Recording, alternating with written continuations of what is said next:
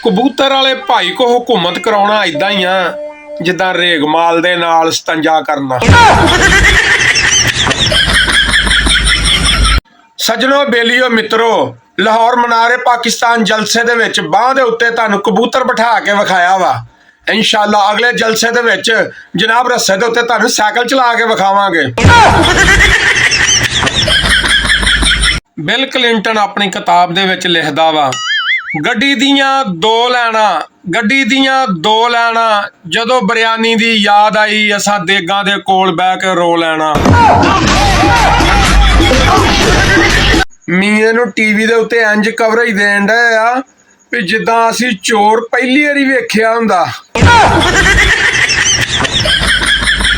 ओ यूथियो बेड़ा गर्क, अगलियां ने अपना बयानिया बनाउण वास्ते मीडिया दे उत्ते 10 अरब रुपया ला के सरमायाकारी कीती आ ते तुसीं हफ्ते दा 100 दा पैकेज ला के ते उन्हां दा बयानिया 10 मिंटां च घसेड़ देंदे जो। ਉਹ ਤੁਹਾਨੂੰ ਦਹਿਸ਼ਤਗਰਦ ਨਾ ਆਖਣ ਤੇ ਹੋਰ ਤੁਹਾਨੂੰ juice ਪਿਆਉਣ।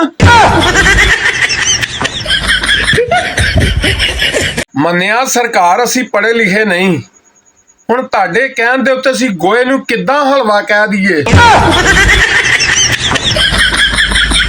McDonald, Coca Cola, Pepsi का बाइकाट करो क्योंकि ये यहूदियों की है। फेसबुक, व्हाट्सएप, ट्विटर, स्नैक, टिकटॉक ਇਹਦੇ ਉੱਤੇ ਰੱਜ ਕੇ ਪੋਸਟਾਂ ਪਾਓ ਕਿਉਂਕਿ ਇਹ ਅਲਹਾਜ ਹਾਜੀ ਮੁਹੰਮਦ ਅਫਜ਼ਲ ਕਾਦਰੀ ਨੇ ਤਿਆਰ ਕੀਤੀ ਹੈ। ਬੱਲੇ ਓਏ। ਸ਼ੇਖ ਰਸ਼ੀਦ ਟੱਲ ਸਾਈ ਨੇ ਫਰਮਾਇਆ ਵਾ, ਚੱਪਾ ਚੱਪਾ ਚਰਖਾ ਚਲੇ, ਚੱਪਾ ਚੱਪਾ ਚਰਖਾ ਚਲੇ, ਜਿन्ने जुम्मे ਦੇ ਖੁਤਬੇ ਦੇ ਵਿੱਚ 9 ਮਈ ਦੀ ਮਜ਼ਮਤ ਨਹੀਂ ਕੀਤੀ ਉਹ ਹਫਤਾ ਤਵਾਰ ਵੇਲਾ ਫਿਰੇ। ਉਹ ਵੇਲਾ ਬੜਾ ਕਮਾਲ ਸੀ ਜਦੋਂ ਅਸੀਂ ਨਿੱਕੇ ਜਿਹੇ ਬਾਲ ਸੀ।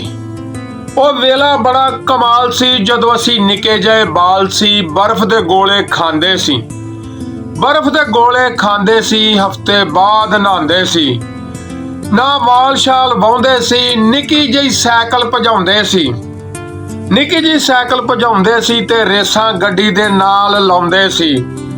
ਨਾ ਲੋਕਾਂ ਦੀ ਕੋਈ ਟੈਨਸ਼ਨ ਸੀ, ਨਾ ਲਵ ਦਾ ਕੋਈ ਰੌਲਾ ਸੀ, ਨਾ ਲੋਕਾਂ ਦੀ ਕੋਈ ਟੈਨਸ਼ਨ ਸੀ, ਨਾ ਲਵ ਦਾ ਕੋਈ ਰੌਲਾ ਸੀ। ਸਕੂਲ ਦਾ ਕੰਮ ਵੀ ਹੌਲਾ ਸੀ। ਉਹ ਵੇਲਾ ਬੜਾ ਕਮਾਲ ਸੀ ਜਦੋਂ ਅਸੀਂ ਨਿੱਕੇ ਜਿਹੇ ਬਾਲ ਸੀ। ਕੁਲਫੀ ਆ ਖੋਏ ਦੀ ਤੇ ਲਾਤਾ ਲੋਹੇ ਦੀ, ਪਿਆਲਾ ਕੱਚ ਦਾ, ਜੰਨਤ ਦੀਆਂ ਟਿਕਟਾਂ ਵੇਚਣ ਵਾਲਾ ਦੋਜ਼ਖ ਵਿੱਚ ਨੱਚਦਾ।